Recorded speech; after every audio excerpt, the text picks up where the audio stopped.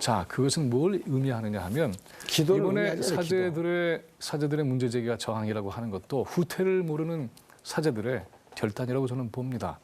그리고 이와 같은 결단의 가장 중요한 핵심은 지난 선거 국민들의 주권을 유린했다고 하는 것입니다. 홍 목사님 알고 계시잖아요. 홍 목사님도 한기총에 선거도 하시니까 잘 알고 계실 텐데 한기총의 내부에 아주 중요한 책임을 맡고 있는 기구가 만약에 선거 과정에 조직적으로 개입하고 있다고 한다면 그거 당장 문제가 되는 거 아니겠습니까? 당연히 징계받고 그 선거에 대한 공정성에 대해서 도마 위에 올라가게 되어 있죠. 한 교단의 선거도 그럴진데 국가 전체의 선거가 만약에 권력기관에 의해서 국민의 주권과 발언과 의사표시가 훼손되고 있다고 한다면 얼마큼 중대한 문제입니까? 그렇다고 한다면 국민의 한 사람인 종교인들도 당연히 이 문제를 거론해야 되는 것이죠. 여기에 대해서 전혀 반응을 하고 있지 않다고 한다면 퇴진하는 얘기까지도 나올 수밖에 없는 겁니다. 공정지 못한 선거는 반칙한 경기입니다. 그것으로 인해서 생긴 승부는 인정할 수가 없게 되는 것이죠. 제가 말씀 아까 드렸죠. 국회는 뭐 하고 있느냐. 다시 말하면 여당에게도 내가 좋은 표를 던져주고 싶지는 않아요. 국회가 지금 실종 위기에 놓여 있다 이거야. 강력한 리더십을 발휘하지 그런 지도자가 없다는 것이 안타까운 거예요. 그러니까 그래도 우리는 국민의 대의로서 국회의원을 뽑았습니다. 그러면 국회의원들한테 맡기세요. 우리 목사들은 성경으로 돌아가야 되고 아까 이야기한 대로 그 로마의 그 네로에게 핍박을 받았을 때 마지막에 본인은 순교했습니다. 순교했으니까 순교하는 마음으로 기도하고 성경이 돌아가고 기독교 정신이 그거 아닙니까? 근데 여기서 길거리에 나와가지고 상대방을 욕하고 핍박하고 강단에 서서 어떻게 목사가 설교합니까? 천주교 신부님이 어떻게 강론을 합니까? 그리고 그건 잘못된 겁니다. 그러니까 우리 목사들은 조용히 가만히 있어서 정말 이럴 때일수록 여도 야도 편들지 말고 우리는 하나님 앞에 엎드려 기도할 때 이것이 이 나라가 좋은 나라가 되고 또 우리나라가 지금 세계적인 경제 대국으로 성장하고 있는데 이렇게 떠들 이 자체가 나라 망치는 일이라는 생각합니다. 홍 목사님은 이렇게 하면 어떨까요? 그러니까 홍 목사님 같은 분은 그렇게 하시고요. 또 홍 목사님에게 의견에 동의하지 않는 분들은 나서서 발언할 수도 있는 거잖아요. 그게 문제라니까요. 그래서 그게 비성서적이라는 것입니다. 이렇게 하면 될 것 그게 같아요. 성경으로 돌아가서 우리는 엎드려서 하나님 앞에 기도하고 오히려 할 일이 있다면은 여야 국회의원들을 모아놓고 책망하고 너가 비싼 세비 받고 뭐 하고 있는가 하고 이렇게 해서 이 시민단체가 해야지 이걸 갖다가 야당 너희들 너무 약해. 너 좀 뒤로 가. 우리가 할 테니까 하고 지금 나선 거 아닙니까? 이래서 되겠어요? 홍 목사님 책망하신다고 했잖아요. 바로 그 책망을 하고 있는 거죠. 그리고 사제들이 정치에 직접 나서서 정치인이 되겠다고 얘기하는 건 절대 아니잖아요. 정치에 대해서 잘못 가고 있는 것에 대한 질타를 하고 있는 것이죠. 이걸 구별을 해야 될 것 같아요.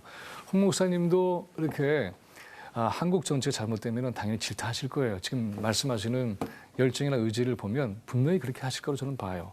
기도 끝에 내린 결정으로 잘못된 정치에 대해서 질타하실 겁니다. 우리나라가 독재주의 나라가 아닙니다. 그런데 우리나라가 지금. 자, 목사님, 바로 그와 똑같이 방법론의 문제가 아니고요. 현재 근본적으로 잘못된 것들이 드러나고 있기 때문에 생기는 문제입니다. 저는 홍 목사님이 이렇게 좀 봐주셨으면 좋겠어요. 왜 이 사람들이 이렇게까지 나설 수밖에 없을까? 그리고 정치에 대한 근본적 책임은 누구에게 있을까? 박근혜 대통령은 책임질 일은 정말 없는 것일까? 있다고 한다면 도대체 무엇일까? 이런 질문을 앞으로 한기총 내에서 아주 심도 깊게 의논을 해 보신다고 한다면 저는 좋은 결과가 나올 거라고 믿습니다.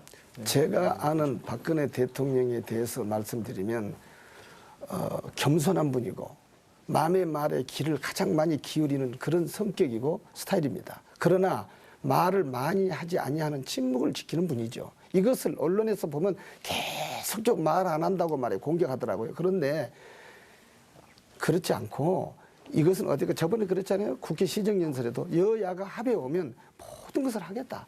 대통령이 거기까지 옛날 이거 박정희 대통령 시대나 김대중, 김영삼 대통령 시대처럼 참모들을 놓고 정치하던 때가 아닙니다. 지금 옛날하고 달라요. 우리가 볼 때. 그러니까 무조건 뭐냐면 국회에다가 힘을 실어주고 국회가 합의할 수 있도록 이야기를 합시다. 그것이 목사님이나 나나 대한민국 살기 좋은 편안한 나라 만든다니까요. 우리까지 떠들어버리면은 국민 다 떠들어버리고 직장에서고 학생이고 모두가 정치하기만 하면 누가 나라 살리겠어요. 그 말씀을 들어보니까 박근혜 대통령을 좋아하시는 느낌이 들어요. 그러신가 보죠? 예, 그러신 것 같아요. 평을 들어보면 그만큼 그것도 일종의 누구한테는 정치적인 지지나 또는 애정의 표현으로도 들릴 수 있어요. 그렇게 하실 수 있어요. 바로 그와 똑같이 박근혜 대통령의 정치에 대해서 근본적인 문제를 제기할 수 있는 사람들도 있습니다. 저는 이 점에 대해서 존중을 해주셨으면 좋겠어요. 존중을 하게 되면 그다음부터 이와 같은 대화와 토론이 가능해진다고 봅니다. 문제는 뭐냐? 남았습니다. 박근혜 대통령이 이와 같은 존중을 하고 있지 않기 때문에 생기는 문제라는 것을 직시해야 될 겁니다. 네. 저는 결론으로 말씀을 드립니다. 가장 중요한 것은 박근혜 대통령 퇴진에 앞서서 그분들의 사상입니다. 연평도 사건, 폭침 사건 누가 일으켰느냐, 미국이 일으켰는지 한국이 일으켰는지 모른다. 30초 남았습니다. 또 나아가서 NLL 이 문제, 그다음에 남의 영토 안에서 말하면 쏴버려야죠. 이것이 연평도 사건이 되었거든요.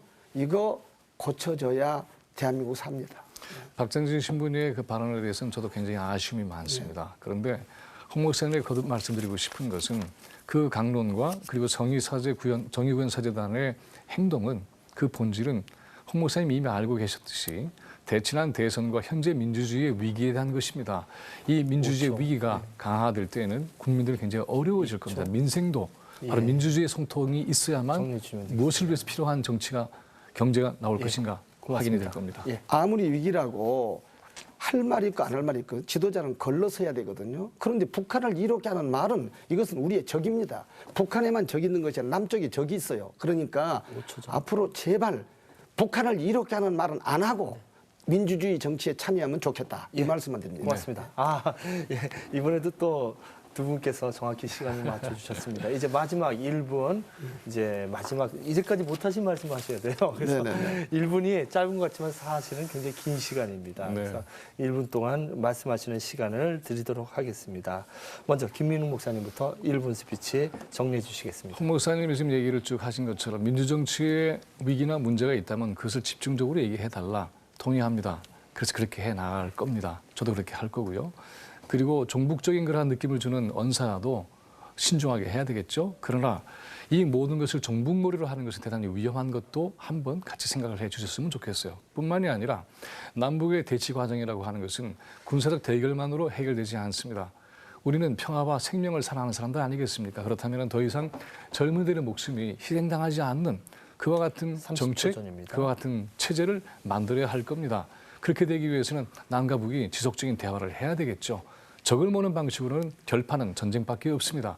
끝까지 전쟁 막아야 합니다. 뿐만이 아니라 한국 정치의 요체는 그동안에 수십 년 동안에 아주 치열한 민주화의 과정을 거쳤습니다. 이것이 후퇴될 때는 우리는 당연히 위기를 느끼게 됩니다. 박근혜 정부가 이와 같은 민주 정치의 위기를 더 가속시키는 일 절대로 앞으로 하지 않았으면 고맙습니다. 정말 좋겠습니다. 오이밭에 가서 갑근 매지 마라는 말이 있어요.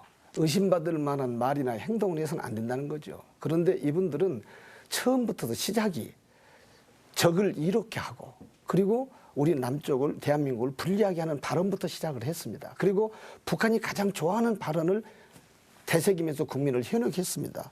지금 말씀드렸는데 우리는 남북 간의 대치 중입니다. 우리 국민이 인내해야 됩니다. 참아야 됩니다.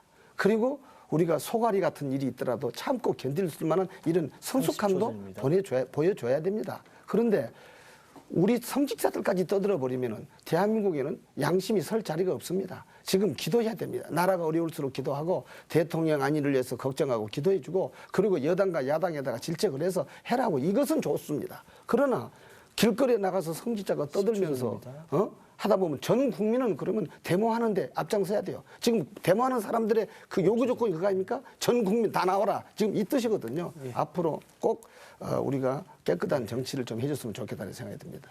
그 히틀러도 아주 공정한 선거 과정을 통해서 총통이 되었다고 합니다. 이 민주주의를 세운다는 이 과정, 이거 굉장히 지난한 것 같습니다. 여러분들 어떻게 보셨어요?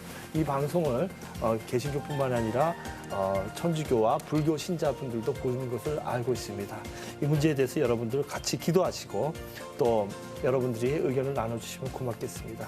크리스찬 나우 오늘 여기까지 하겠습니다. 다음 주에 또 다시 찾아뵙겠습니다. 감사합니다. 이사님 감사합니다. 네, 감사합니다.